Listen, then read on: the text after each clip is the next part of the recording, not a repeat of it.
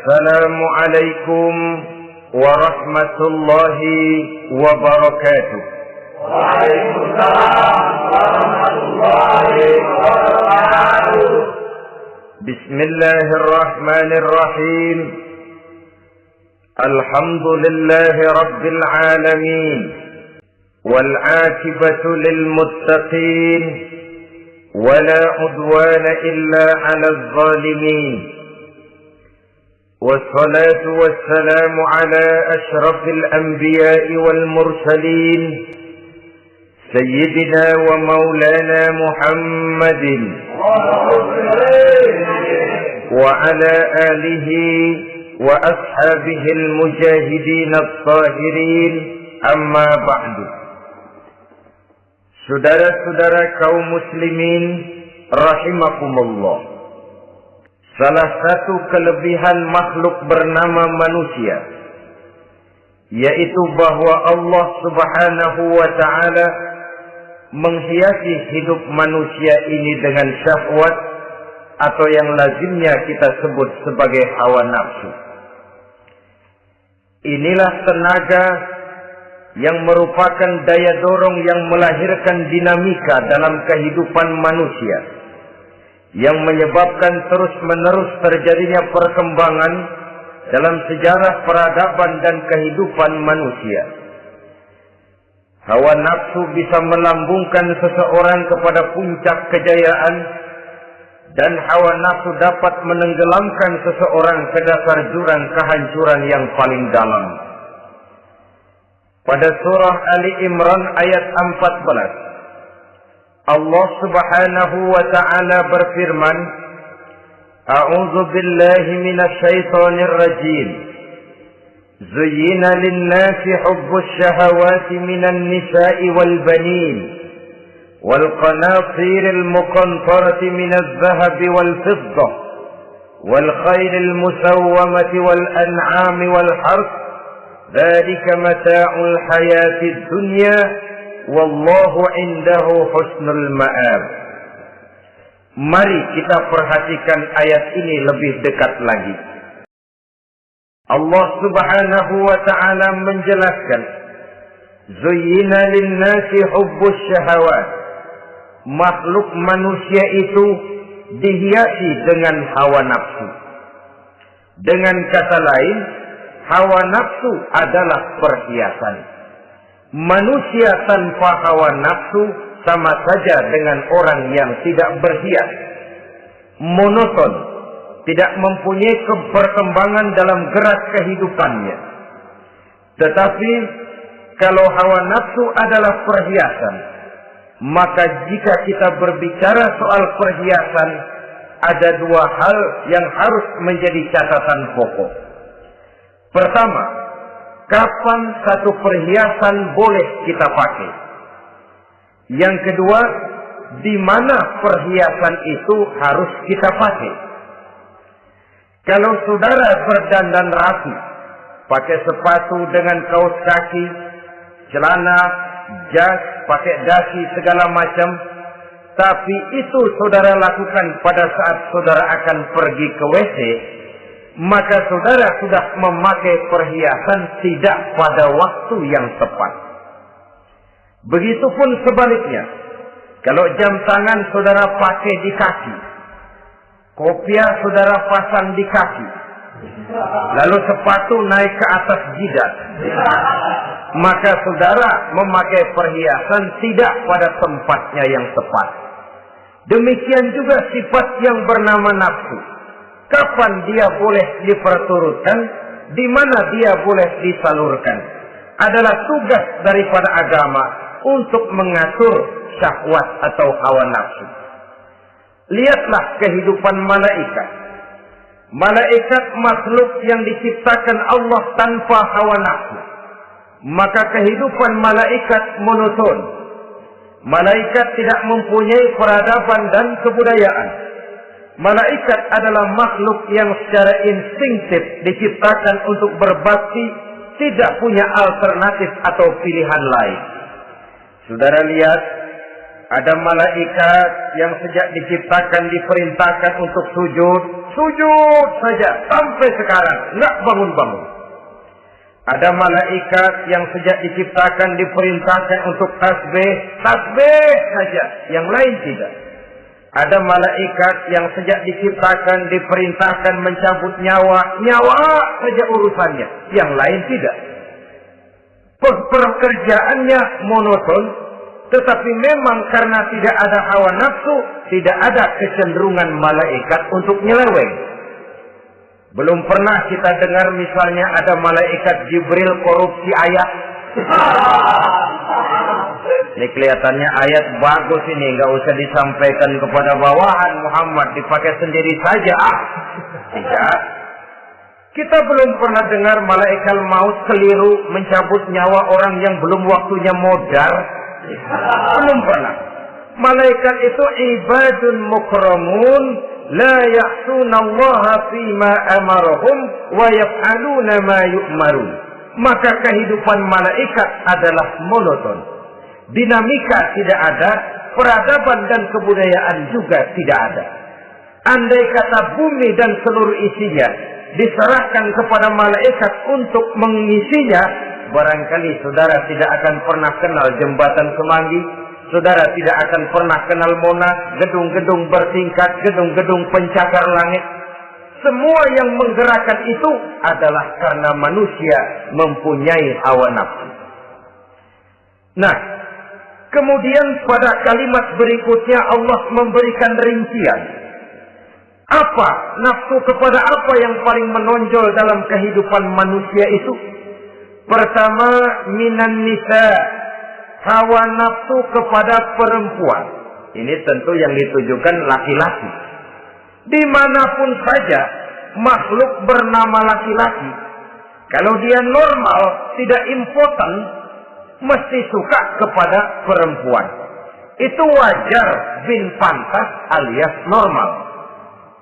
Tetapi tadi saya katakan di awal, nafsu kepada perempuan adalah perhiasan. Kapan makainya, di mana makainya, itulah tugas agama memberikan tuntunan dan aturan. Saudara-saudara kaum muslimin rahimakumullah, nafsu kepada wanita dapat mengantarkan seseorang kepada puncak kejayaan, tapi nafsu kepada wanita bisa menenggelamkan seseorang ke jurang kehancuran. Bergantung kepada latar belakang apa yang mendorong timbulnya syahwat tadi. Dengan kata lain, motivasi syahwat tadi digerakkan oleh iman dan ketakwaan, atau semata-mata karena memang syahwat yang merupakan kendaraan iblis. Penyelewengan pertama yang terjadi dalam sejarah kehidupan manusia adalah penyelewengan yang dilakukan oleh Nabi Adam alaihi salam pada saat ia memetik buah khuldi. Kenapa itu dilakukan oleh Nabi Adam? Karena terdorong oleh rasa sayang dan cinta kepada istrinya Hawa.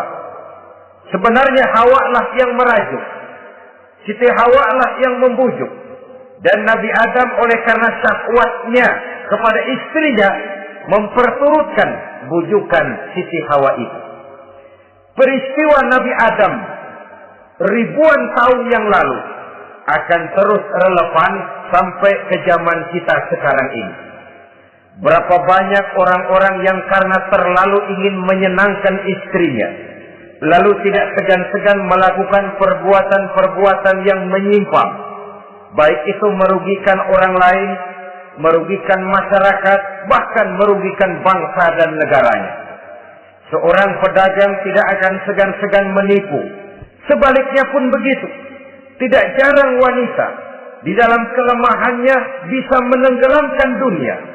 Seorang suami yang jujur, polos, lugu, sederhana bisa jadi koruptor ulung karena didorong-dorong oleh istrinya. Istrinya barangkali bisa saja dibakar-bakar oleh tetangganya. Suaminya jujur, sederhana, kepala bagian, tempatnya basah tapi melarat. Istri rupanya tidak sabar melihat gaya hidup yang makin konsumtif, persaingan yang makin tajam, suaminya dikipas-kipasin. Kata istrinya, bang, tetangga sebelah kita lakinya pegawai kecil, bang, tapi gelangnya kayak pelek beca. Abang ini kepala bagian tidak bisa membelikan saya macam itu, percuma lah. Kata suaminya, ya bagaimana, bu, gaji saya cuma segitu-gitunya. Ya namanya kepala bagian, apaan, kayak sahabat dulu. Kalau sudah berpikir ke arah ini, artinya sudah nifasi suaminya untuk melakukan tindakan yang tidak wajar. Saudara-saudara kaum muslimin rahimakumullah, sejak zaman klasik sampai kepada zaman kita sekarang ini, kita melihat kecenderungan syahwat kepada wanita ini. Julius Caesar yang katanya gagah perkasa, ternyata tunduk di bawah kaki Cleopatra. Napoleon Bonaparte, the Lion of Europe, singa daratan Eropa, luas kekuasaannya, gagah perkasa tentaranya, kepada siapa dia tunduk? Ke bawah kakinya Margaret Josephine. Demikianlah di zaman kita sekarang, kita melihat di Jepang, betapa Perdana Menteri Uno didesak mengundurkan diri dari jabatan Perdana Menterinya oleh karena terlibat skandal dengan geisha. Kita juga melihat di Amerika betapa Senator Gary Hart dari Partai Demokrat yang masih muda, jenius, diharapkan masa depan Amerika lahir dari tangannya, terpaksa mengundurkan diri dari calon presiden oleh karena terlibat skandal dengan Donald Rice. Kita juga menyaksikan betapa parlemen dan kabinet di Inggris sempat geger oleh karena skandal Pamela Bordes, pelacur kelas kakap yang melanglang buana mencari sasaran-sasaran kakap. Ini adalah kisah kejatuhan yang diakibatkan oleh hubbus syahawat minan nisa. Oleh karenanya benar jika Nabi kita menyatakan an-nisa'u imadul bilad, wanita adalah tiang negara. Jikalau baik wanita, baik negara. Jikalau rusak wanita, hancur negara. Kalau syahwat kepada wanita cuma semata-mata karena syahwat, maka seorang laki-laki akan memandang wanita cuma sekedar alat pemuas hawa nafsu. Nilainya rendah. Sedangkan agama kita mengajarkan ma akraman nisa'a illa karimun wa ma ahanan nisa'a illa laimun, kata Nabi.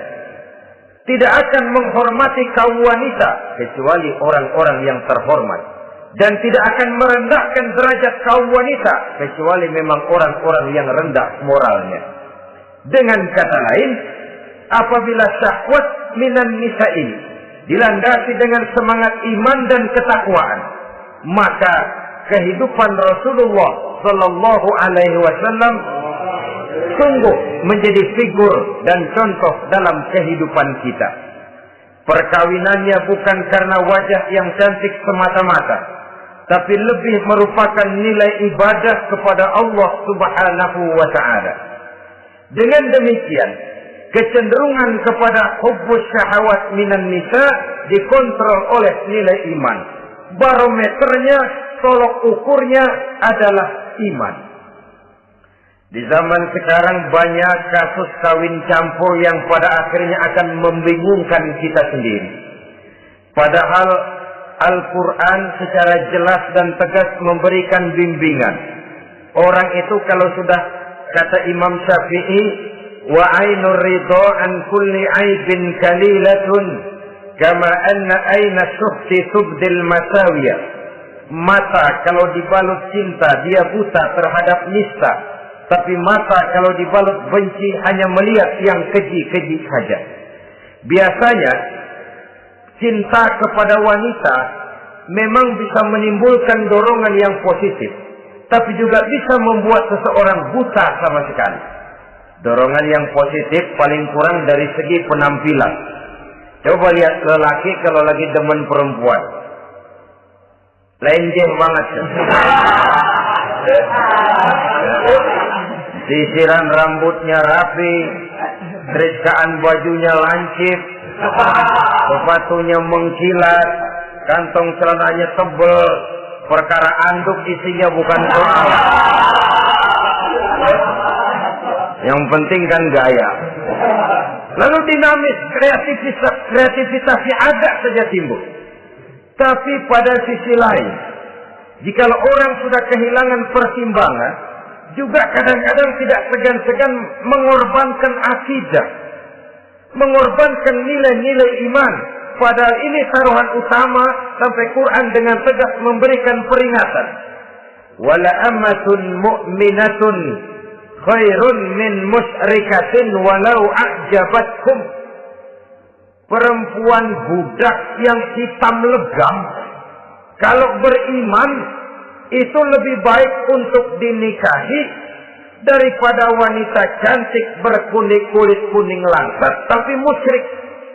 Lebih baik budak yang hitam legam beriman daripada wanita cantik berkulit kuning langsat berhati bangsat.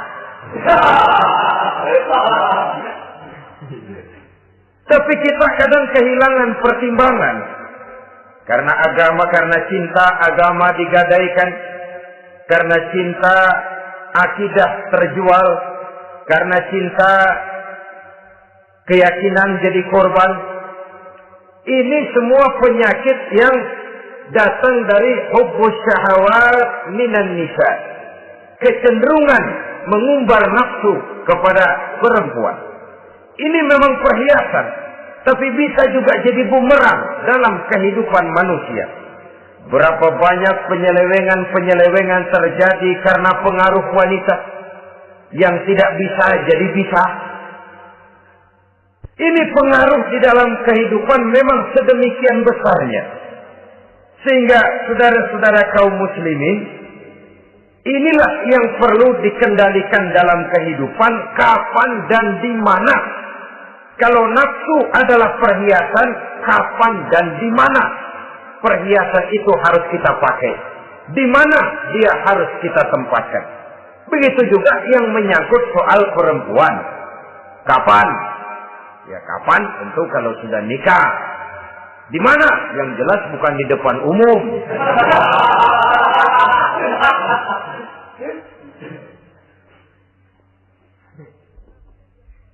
Ini nafsu yang pertama, minan nisa. Yang kedua, wal banin. Dihiasi juga manusia dengan kecintaan kepada banin. Makna banin di sini al-aulad, anak-anak laki. Kenapa disebut banin, anak-anak laki? Karena pertama, sering anak laki itu lebih jadi kebanggaan buat orang tuanya ketimbang anak perempuan. Sebabnya apa? Pertama, faktor nasab. Silsilah lebih kuat kepada laki-laki ketimbang perempuan. Yang kedua, faktor cita-cita. Orang tua kalau punya anak laki-laki, cita-citanya panjang. Nah, kau nanti jadi dokter ya. Nah, jadi insinyur ya. Nah, jadi pilot ya. Nah, jadi pengusaha ya. Nah, jadi presiden ya. Tapi kalau dia punya anak perempuan, paling, ya nak, mudah-mudahan nanti kamu dapat jodoh orang baik nak. Dapat jodoh orang soleh. Saudara-saudara, yang ketiga, anak perempuan itu kalau sudah berkeluarga, biasanya pindah kepada lingkungan keluarga lain. Sehingga orang berkata, punya anak perempuan banyak sebenarnya seperti agen. Artinya ada yang mau bawa, kan gitu. Ada yang minta, ambil. Ada yang berminat, buntel. Paling dia nengokin orang tuanya lebaran. Ya syukur kalau sebulan sekali atau seminggu sekali. Tapi minimnya kan lebaran. Dengan demikian dari garis nasab ini lebih kuat al-banin ketimbang al-banat. Manusia dihiasi dengan kecintaan kepada anak-anak. Sering karena terlalu cinta kepada anak, kita menjerumuskan anak. Terlalu sayang kepada anak, segala maunya kita perturutkan tanpa kendali dan kendala. Akhirnya sifat yang demikian itu malah mendorong anak untuk manja, tidak percaya kepada kemampuan yang dimilikinya, selalu mengandalkan kepada kebesaran, kemampuan daripada orang-orang yang dibanggakannya itu. dan dalam kondisi demikian kedewasaan dan tanggung jawabnya akan lambat berkembang. Maka Allah Subhanahu wa taala memperingatkan bahwa harta dan anak bisa menjadi fitnah. Dalam ayat lain Allah juga memperingatkan, ya ayyuhalladzina amanu la tulhikum amwalukum wa auladukum an dzikrillah. Wahai orang-orang yang beriman, jangan sampai hartamu dan anak-anakmu memalingkan kamu daripada mengingat Allah. Jangan sampai kesibukanmu kepada anak dan harta benda menyebabkan kamu sampai lupa mengingat Allah Subhanahu wa taala. Berapa banyak manusia yang tenggelam dengan melupakan Allah, jauh dari agama, jauh dari tuntunan syariat, oleh karena disibukkan oleh persoalan anak dan persoalan harta benda. Maka satu-satunya jalan, jikalau kita tidak ingin anak kita sampai memalingkan kita daripada mengingat Allah, nilai-nilai keimanan harus ditanamkan kepada mereka sedini mungkin. Dengan bekal ini, maka mereka, anak-anak kita, insya Allah tidak akan membuat kita orang-orang tua ini berpaling daripada mengingat Allah, berpaling daripada kehidupan beragama. Memang karena anaklah kita orang tua peras keringat banting tulang, pergi pagi pulang sore cari nafkah. Karena anaklah kita orang tua kepala jadi kaki, kaki jadi kepala. Asal mereka bisa menikmati hari depan yang lebih baik dari yang kita nikmati sekarang ini.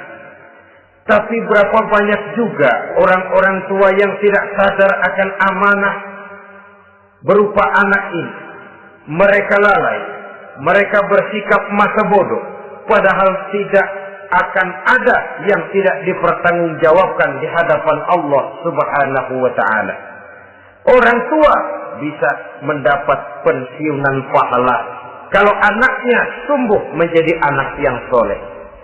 Tetapi orang tua pun bisa saja masuk neraka karena anaknya menjadi anak yang kurang ajar dan orang tuanya sama sekali tidak pernah memberikan pendidikan yang sebagaimana mestinya. Saudara-saudara kaum muslimin rahimakumullah, kita tentu berharap memperoleh pensiunan pahala dan bukan mendapat tambahan dosa dari kekurang ajaran anak-anak kita akibat kita sebagai orang tuanya tidak pernah mau mendidik mereka. Dalam hadis ada diriwayatkan, ada anak kurang ajar, sembahyang tidak, puasa ibadah tidak, kenal Allah tidak, beriman pun tidak, dosa kelewat banyak, kejahatan berkarat. Di akhirat nanti disidang dia, ditanya, kamu kenal siapa Tuhanmu? Tidak. Kamu tahu siapa nabimu? Tidak. Kitab sucimu apa? Tidak tahu. Kiblatmu di mana? Tidak ada. Kamu sholat? Tidak pernah. Kamu puasa? Tidak pernah. Wah, kalau begitu kamu rusak sekali. Kamu neraka. Anak ini mengajukan protes. Saya menuntut keadilan. Benar saya tidak kenal siapa Tuhan saya. Saya tidak tahu apa kitab suci saya. Saya tidak pernah mendirikan sholat. Tidak pernah melaksanakan puasa. Pendeknya tidak ibadah dan tidak iman. Tapi semua itu terjadi. Sebab-sebabnya tidak lain karena orang tua saya tidak pernah mendidik dan mengajarkan saya. Orang tua saya tidak pernah mengarahkan saya ke jalan itu. Sampailah saya seperti keadaan yang sekarang ini. Orang tua saya enak-enakan ngaji, saya teler diantepin aja. Orang tua saya memegang kitab, saya megang botol. Dia tahu, dia diam saja.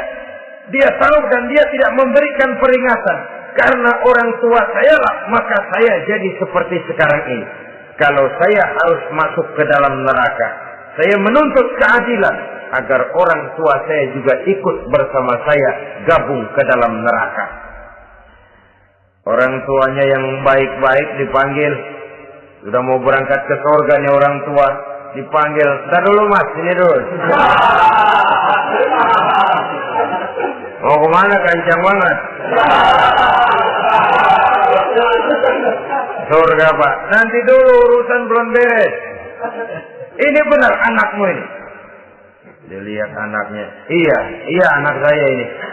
Waktu di dunia nggak pernah diajarin ngaji, nggak pernah. Sampai dia nggak kenal Tuhannya, nggak kenal nabinya, nggak kenal kiblatnya, nggak kenal kitabnya. Iya. Dia sembahyang, kamu diam, dia nggak sholat, kamu diamin aja. Iya kali. Kenapa pakai kali? Yang benar ngomong mas. Ramadan dia nggak puasa, kamu nggak tegur, kamu diam saja. Iya. Wah, kamu nggak tanggung jawab. Kamu tahu anak itu adalah amanah. Menyia-nyiakan amanah adalah khianat. Khianat adalah dosa besar. Jadi bagaimana saya? Ya kamu gabung sama anakmu, join ke neraka berdua bareng. Lantaran kamu tidak mau mendidik mereka, anak-anakmu, maka jadilah anak-anakmu seperti sekarang ini. Saudara-saudara kaum muslimin rahimakumullah. Sebaliknya, jikalau anak-anak kita yang kita cintai ini, yang merupakan buah hati belahan jantung, tumbuh dan berkembang menjadi anak-anak yang soleh, yang bermanfaat bagi masyarakatnya, bagi agama, bangsa dan negaranya, kita orang tuanya bolehlah tentram menerima pensiunan pahala. Menerima pensiunan pahala dari kesolehan anak yang ditinggalkannya. Alangkah nikmatnya mendapat pensiunan pahala. Terbaring kita di bawah pohon kemboja, nilai kebaikan kita dikenal orang, nama kita akan tetap hidup. Oleh karena kita meninggalkan anak-anak yang tumbuh menjadi generasi yang soleh, bukan anak yang salah. Oleh karenanya, kecintaan kepada anak jangan sampai membuat kita lalai dari mengarahkan mereka kepada kehidupan beragama. Di zaman sekarang ini, kecenderungan kita mengarahkan anak pun sudah kepada kecenderungan yang berbau materialistis. Maka yang ramai bagaimana anak bisa mengejar program MBA, Master of Business Administration, supaya keluar bisa jadi manajer. Bagaimana anak lalu kursus komputer, supaya keluar menjadi tenaga yang canggih di bidang komputer.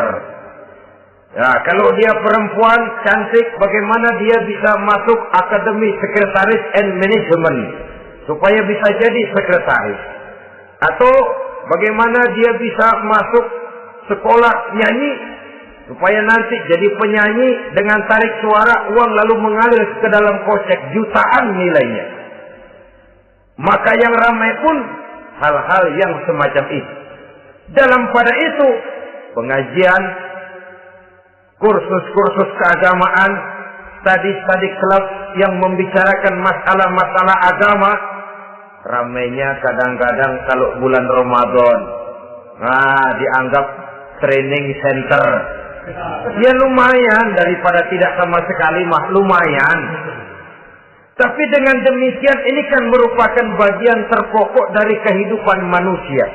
Alangkah idealnya jika dia mengantongi gelar MBA, Master of Business Administration, tapi punya nilai iman yang tangguh, ahli komputer, tapi punya keyakinan beragama yang mantap. Dan ini harus ditanamkan lebih dahulu sebelum dia menguasai disiplin ilmu yang lainnya. Saudara-saudara kaum muslimin rahimakumullah, kecintaan kepada anak-anak sering mendorong seseorang untuk menimbulkan sifat nepotisme. Segalanya serba garis keturunan. Sejak ia jalur birokrasi sampai ke dalam kehidupan sehari-hari, nepotisme ini bisa terlihat. Orang kehilangan kondisi objektivitasnya. Mampu atau tidak, soal lain. Bidangnya atau tidak, bukan soal. Yang penting masih ada hubungan keturunan. Maka timbullah tumpang tindih untuk sesuatu pekerjaan yang tidak sesuai dengan kemampuan dan keahliannya. Di desa-desa kita melihat masjid, ketua masjid bapaknya, bendahara anaknya, sekretaris mantunya, Bilal besannya, polbeduk engkongnya. Pokoknya asal masih ada garis keturunan, masuk. Tidak, minggir. Ini pada akhirnya kurang menciptakan pemerataan kesempatan. Iyalah kalau profesinya, tapi kan jarang yang demikian itu. Kita boleh cinta kepada anak-anak kita, tapi jangan lalu mempergunakan posisi yang kebetulan kita gunakan untuk menempatkan anak-anak kita lebih dari kemampuan yang mereka miliki. Nepotisme yang lahir. Sehingga ini bukan saja tidak mendidik, tapi mengakibatkan terjadinya tumpang tindih. Tidak lagi berprinsip the right man on the right job, bahwa orang harus ditempatkan sesuai dengan keahliannya, tapi kita sudah berpikir subjektif. Ahli atau tidak ahli, asal masih berbau keturunan, ayo silakan. Nepotisme yang akan lahir. Oleh karenanya, mencintai anak adalah sesuatu yang merupakan perhiasan di dalam kehidupan. Wajar, tetapi harus kita menempatkannya sesuai dengan semestinya. Ini yang kedua. Yang ketiga, nafsu yang menghiasi hidup manusia itu adalah nafsu kepada wal qanatiril muqantarati minaz zahabi wal fiddah. Al-qantarah ay al-malul katsir. Kecintaan, kesenangan, nafsu kepada harta benda yang banyak daripada emas dan perak. Ini tentu sesuai dengan situasi dan kondisi. Kecintaan untuk mengumpulkan harta benda yang sebanyak-banyaknya. Baik itu berupa emas, baik itu berupa perak. Ini cuma penyebutan beberapa jenis dari kecenderungan manusia kepada harta benda. Bukankah sering dikatakan orang bahwa manusia di dalam berhadapan dengan harta itu seperti meminum air laut. Makin diminum, makin kering tenggorokan, makin haus kita dibuatnya. Apabila watak ini kita perturutkan, maka manusia tidak akan pernah kenal puas, tidak akan pernah kenal cukup. Nabi kita memberikan peringatan. Lau anna libni Adam wadiyan min zahabin labtagha lahu masalisan wa la yamla'u jawfa ibni Adam illa turab. Andai kata manusia mempunyai dua buah ladang yang seluruhnya berisi emas, akan puaskah manusia? Tidak.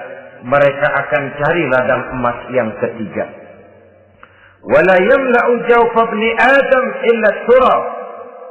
Sungguh mulut manusia ini tidak akan pernah penuh terisi kecuali kalau sudah disumpal dengan tanah.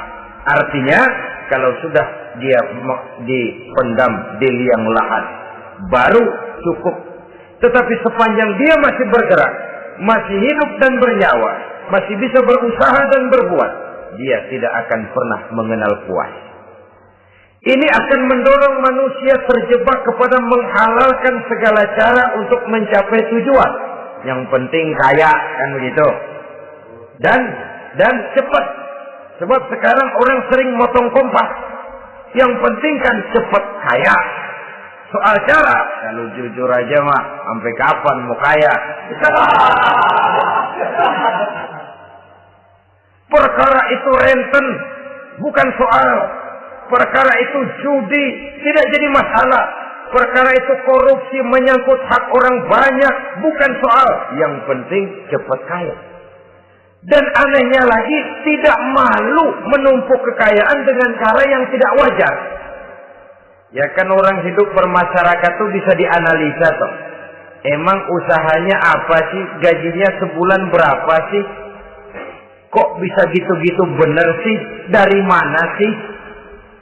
Secara langsung orang tidak berani bertanya, tapi dari mulut ke mulut akhirnya tersebar jadi rahasia umum. Si Ano kan punya Ano, dia Anonya seano.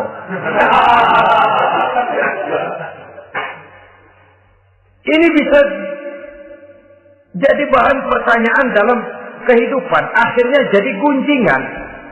Orang sudah tidak terlalu peduli dari mana kekayaan itu diperoleh. Yang penting kaya. Dengan menghalalkan segala macam cara. Terjebaklah ke dalam cara-cara mafia. Terjebaklah ke dalam cara-cara yang tidak wajar, tidak bijaksana. Memperkuat klaim dengan menghantam yang lain. Saudara-saudara kaum muslimin rahimakumullah, bahwa manusia punya nafsu ingin kaya itu boleh. Boleh. Agama memberikan tuntunan, memberikan aturan. Tidak hanya sekedar asal kaya, tidak hanya sekedar asal banyak harta. Malahan hadis menyatakan kalau saudara diberikan umur panjang, pertanyaan akhirat cuma satu kok. Umurmu kau habiskan di mana? Kalau saudara diberikan amanah berupa ilmu pengetahuan, pertanyaan akhirat juga cuma satu kok. Ilmumu kau amalkan untuk apa? Tapi kalau kita diberikan amanah berupa harta benda, pertanyaan akhirat itu dua. Min aina iktasabahu wa fima anfaqahu. Dari mana hartamu kau dapat, kemana hartamu kau belanjakan. Dari mananya ditanya, kemananya juga ditanya. Depan belakang ditanya. Dan kalau mempergunakan harta untuk kesenangan syahwat, orang berani bukan main.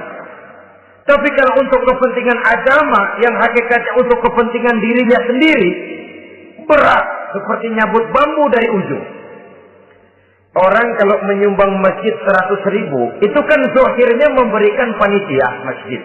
Tapi hakikatnya kan dia nabung buat dirinya sendiri. Seolah-olah dia cuma berkata, Pak, tolong saya titip 100.000, ini untuk kepentingan saya di akhirat nanti. Silakan uangnya mau dibelikan semen, pasir, kaca, pintu, jendela, silakan. Saya cuma titip, ini untuk saya di akhirat nanti. 100.000 Pak. Zahirnya dia memberikan kepada panitia masjid, madrasah, pesantren, yatim piatu. Hakikatnya dia nabung buat dirinya sendiri di akhirat. Malah tabungan ini bukan SDSB namanya, SDBS. Sumbangan dana berhadiah surga. Itu SDBS namanya. Sekarang orang mengejar SDSB, lalu berat mengejar SDBS. Sumbangan dana yang berhadiah surga. Langsung dari Allah Subhanahu wa ta'ala. Coba kalau dia main golf, sewa lapangan golf itu 400-500 ribu sebulan. Paling 4-5 kali main. Beli stick golfnya saja sampai jutaan. Datang panitia pembangunan masjid 100. Ini tadi doain masuk surga lagi. Surga 100.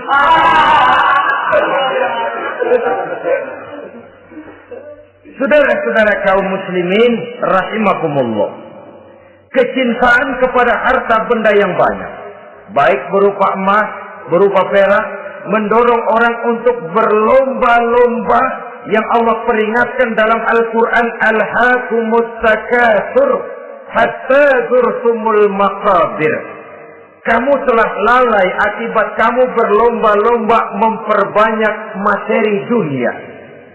Hatta zurtumul maqabir, sampai kamu dekat masuk ke liang kubur, baru rupanya sadar bahwa perlombaan ini tidak akan pernah sampai ke garis finish. Betapapun jauhnya rally Paris-Dakar, garis finishnya ada. Betapapun hebatnya medan yang ditempuh buatnya gurun pasir Afrika, garis finishnya pasti ada. Itu kan rally yang terbuat di dunia katanya, Paris-Dakar. Tapi garis finishnya ada. Namun jikalau kita berlomba memperbanyak harta, kita tidak akan pernah sampai ke garis finish. Yang kecil-kecilan aja dah. Kalau orang ditanya, kamu kenapa sih belum mau sembahyang? Ya, bagaimana mau sembahyang, Pak? Tinggal di Jakarta masih kontrak. Saban habis tahun diubur-ubur yang punya rumah. Kalau punya rumah sendiri walaupun kecil-kecilan, saya mau ibadah, Pak. Ya, diberikan rezeki oleh Allah, bisa bikin rumah walaupun kecil-kecilan. Belum juga mau sembahyang. Kok belum juga sembahyang?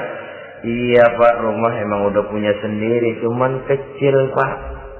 Atasnya asap, kalau hujan aja bocor. Kalau bisa bikin rumah yang permanen, Pak, tenang, saya ibadah, sembahyang saya rajin. Iyalah, diberikan rezeki, bisa bikin rumah permanen. Bagus rumahnya. Lain lagi. Iya, rumah sudah permanen, tembok, ubin. Cuman isinya belum ada, Pak, perabotannya. Kalau punya peralatan rumah tangga yang memadai, tenang, saya ibadah.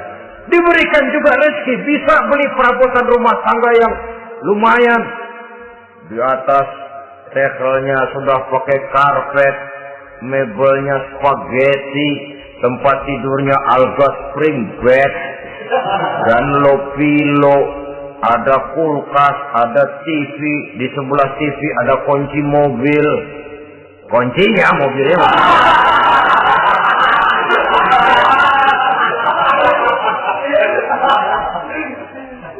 Bagaimana? Sekarang sudah cukup perabotan. Perabotan sudah ada, Pak, cuman kendaraan belum punya ini. Kemana-mana masih ngukur jalanan aja. Kalau punya kendaraan enak, kemana-mana cepet, Pak, mau ke masjid juga getap dah, rajin. Diberikan rezeki, bisa beli kendaraan. Lain lagi nanti. Sudah punya sepeda, pengen punya motor, kepengen punya mobil, kepengen punya pesawat terbang, pengen punya kapal induk. Sudah punya kebun, pengen beli sawah, sudah punya sawah, pengen punya gunung, sudah punya gunung laut diborong. Perlombaan materi tidak akan pernah membawa kita ke garis finish. Karena sifatnya sangat abstrak, bahkan akan mendorong kita seperti gurita. Cenderung kepada penyakit tamak bin rakus alias serakah. Dengan demikian, saudara-saudara, bahwa kecintaan kepada harta merupakan nafsu, dan nafsu itu adalah perhiasan, dia bisa menjadi daya dorong positif. Kalau dalam upaya memperoleh harta itu kita tidak akan keluar dari tujuan keridhaan Allah. Saya cari nafkah, tapi yang Allah ridho. Saya ingin kaya, tapi dengan cara yang Allah ridho. Ini kunci yang akan menyelamatkan kita manusia dari perangkap menghalalkan segala cara. Ini yang ketiga. Yang keempat, dihiasi manusia itu dengan nafsu kepada wal khailil musawwamah. Kuda yang bagus, kendaraan yang bagus, kuda yang terpelihara. Al-musawwamah ada yang mentafsirkan ar-ra'iyah. Ar-ra'iyah itu yang digembalai. Binatang ternak, kuda yang digembalai atau kuda yang diikat. Artinya, kalau dulu kan yang namanya tuan-tuan tanah itu baru dibilang bejeger kalau kemana-mana naik kuda. Jet set zaman dulu itu. Itu udah kelompok jet set, itu kendaraan. Kalau sekarang baby benda. Dulu mah kuda band.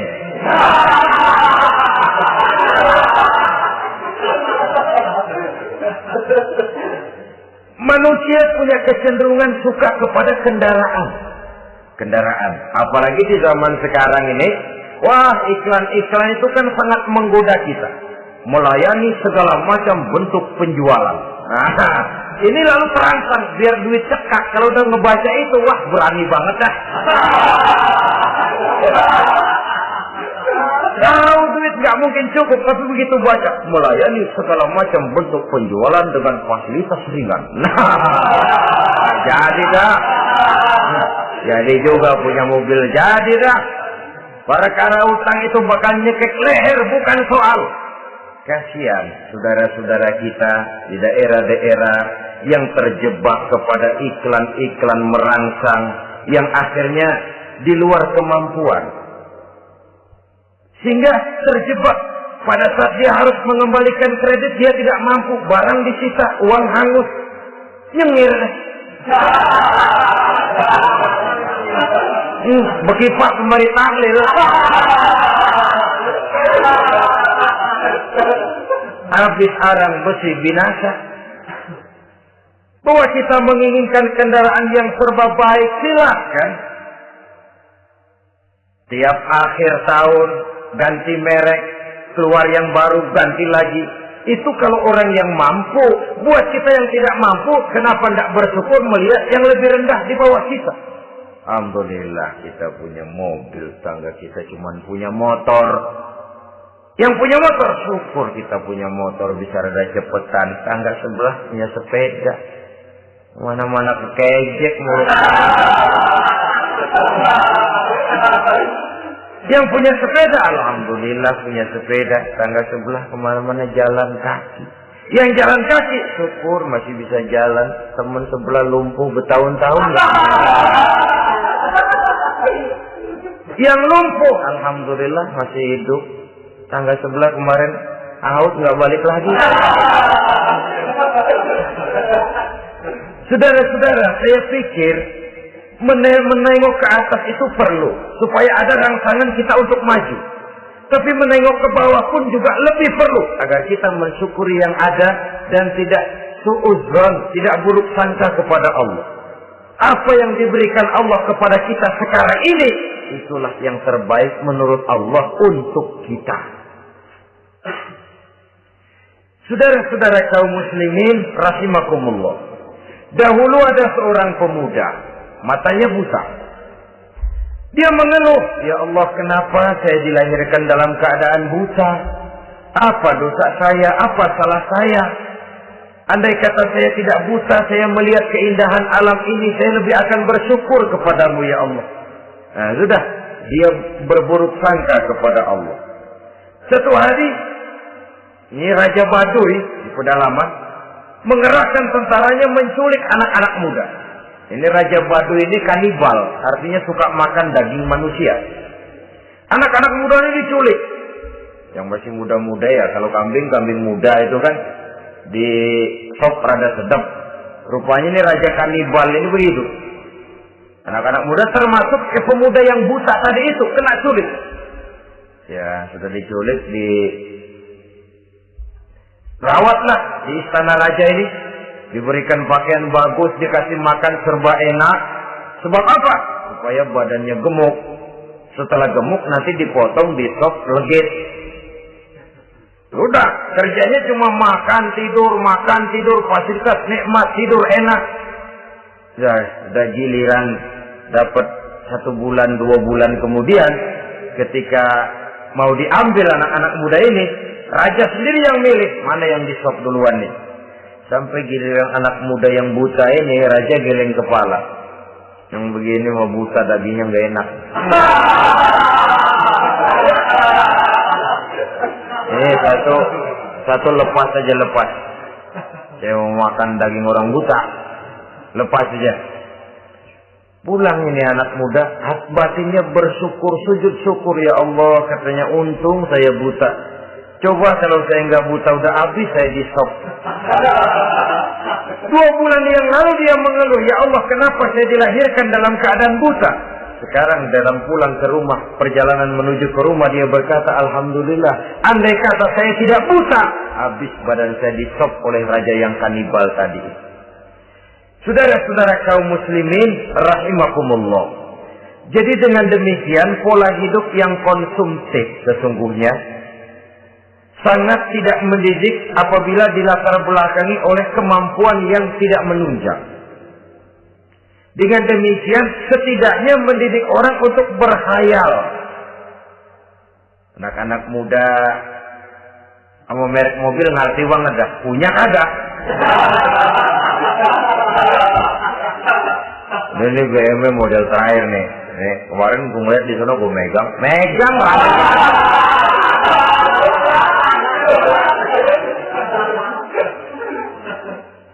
tulul amal ini kalau tidak diimbangi dengan saluran yang positif, dia akan terjebak kepada penyakit tulul amal, panjang angan-angan. Baiklah ya, wal khailil musawwamah. Yang keempat, yang kelima maksud saya, wal an'am, cinta kepada binatang ternak. Manusia ini kan punya kecenderungan macam-macam. Setelah rumahnya bagus, hartanya banyak, kendaraannya cukup, ingin beternak. Jadilah peternak. Ini kecenderungan manusia, wajar saja sepanjang didapat dan dilakukan dengan cara-cara yang wajar. Wal harth, dan tumbuh-tumbuhan, bertani, bersawah, berladang, itu merupakan kecenderungan daripada manusia. Keseluruhan itu kata Allah, kecintaan kepada wanita, kepada anak, kepada harta benda, kepada kendaraan, kepada binatang ternak, kepada tumbuh-tumbuhan, zalika, semua itu mata'ul hayatid dunya, merupakan kesenangan hidup dunia. Berapa lama kesenangan hidup dunia? Sebentar, seumur manusia. Seumur manusia. Bahkan kadang-kadang pada saat dia masih hidup pun orang tidak sepenuhnya sempat menikmati kesenangan hidup dunia. Apabila ajal datang, selesailah kehidupan dunia sampai di situ. Orang-orang kafir, buat mereka surganya di dunia ini. Bila kehidupan di dunia selesai, selesailah sudah surganya sampai di situ. Kesemua itu, kata Allah, merupakan kesenangan daripada kehidupan di dunia. Wallahu indahu husnul ma'ab, dan Allah mempunyai tempat kembali yang sangat baik. Nah, setelah Allah menjelaskan semua itu, pada ayat yang ke-15 Allah memberikan jalan keluarnya. Memperturutkan nafsu kepada wanita, anak-anak, harta benda, kendaraan, binatang ternak. Bijaksanakah itu? Dalam ayat ke-15 surah Ali Imran ini, Allah memberikan penjelasan tuntas. Qul a'unabbi'ukum bi khairin min zalikum. Katakan kepada mereka Muhammad, maukah kamu aku beri kabar yang lebih baik dari semua itu? Lebih baik daripada kesenanganmu kepada wanita, kepada anak-anak, kepada harta benda, kepada kendaraan dan sebagainya. Mau kamu aku beritahu yang lebih baik daripada semua itu? Jawaban tentu mau. Kalimatnya bukan ukhbirukum, a'unabbi'ukum. An-naba itu berita yang besar. Lain dengan al-khabar, itu berita biasa saja. An-naba, sehingga pembawa berita disebut nabi. Dari naba yang bi, pembawa berita yang benar. A'unabbi'ukum, maukah aku tunjukkan kepada satu berita yang benar-benar besar dan benar-benar lebih baik dari yang semua disebutkan tadi. Apa jalan keluarnya? Lillazina taqaw 'inda rabbihim jannatun tajri min tahtiha al-anhar. Bagi orang-orang yang bertakwa kepada Allah, mereka akan mendapatkan surga yang di bawahnya mengalir sungai. Khalidina fiha, mereka akan kekal di dalamnya. Wa azwajun mutahharah, dan mereka mendapat istri-istri yang suci. Waridwanum minallah, dan keridhaan daripada Allah subhanahu wa ta'ala. Kalau kamu hai orang-orang yang beriman, kalau kamu hai manusia menyangka bahwa nafsu kepada wanita, anak-anak, mengumpulkan harta benda, kendaraan yang menarik, binatang ternak dan tumbuh-tumbuhan itulah yang lebih baik untuk kesenangan dunia, memang itu kesenangan dunia. Tapi nih, seolah-olah kata Allah, nih, saya kasih tahu kamu, aku beritahu yang lebih baik dari semua itu. Apa? Takwa kepada Allah. Kecintaan kepada wanita. Kalau takwa dasarnya, orang nggak amburadul, nggak semrawut, nggak pokoknya gue masal perempuan dan mbak terus. Tapi punya kaidah, punya norma. Demikian juga kepada anak-anaknya. Demikian juga kepada harta benda. Pokoknya asal harta, mau halal, mau haram, tekuk terus deh. Semuanya dilandasi oleh taqaw, lillazina taqaw, oleh ketakwaan kepada Allah. Nah, ketakwaan ini akan menghasilkan apa? Inda rabbihim jannatun tajri min tahtihal anhar. Melahirkan, menghasilkan surga yang di bawahnya mengalir sungai-sungai. Saudara-saudara kaum muslimin rahimakumullah, jika kita menyangka bahwa wanita bisa memberikan kesenangan, iya, kesenangan dunia. Jika kita menyangka bahwa harta benda bisa memberikan kesenangan, iya, kesenangan dunia. Jika kita menyangka bahwa kendaraan bisa memberikan kesenangan, iya, kesenangan dunia. Tapi kita tidak cuma ingin itu, kita ingin itu semua juga bisa membawa kesenangan akhirat. Caranya landasi dengan takwa. Kesenangan kepada wanita didasari dengan takwa. Maka jangan jadikan wanita cuma sekedar alat pemuas hawa nafsu. Kesenangan kepada anak-anak dilandasi dengan takwa. Maka anak-anak diarahkan kepada jalan yang diridhoi Allah. Kesenangan kepada kendaraan dilandasi dengan takwa. Maka kendaraannya selalu mengarah berjalan menuju jalan takwa, diridhoi oleh Allah Subhanahu wa taala. Kalau tidak, tuh mobil selempengan Ancol gancang banget ya. Tapi giliran dihadapin ke masjid, mogok mereka. Urusan ngaji ada aja halangannya tuh kendaraan. Tapi kalau untuk urusan maksiat, ngebut benar-benar. Dilandasi dengan ketakwaan. Sehingga dengan demikian, tidak hanya sekedar surga di dunia ini, tapi lebih-lebih di surga di akhirat nanti. Khalidina fiha, kekal. Kalau dunia ini kan zillun zail, bayangan. Hari ini kita jaya, besok kita bangkrut. Siapa yang mau menghalangi? Hari ini kita melambung, besok kita nyungsep. Siapa yang bisa menarik? Tidak kekal, berubah, temporer, relatif.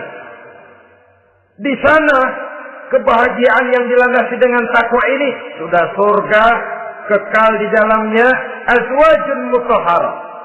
Dapat istri-istri yang suci. Suci dalam arti belum pernah dijamah orang lain.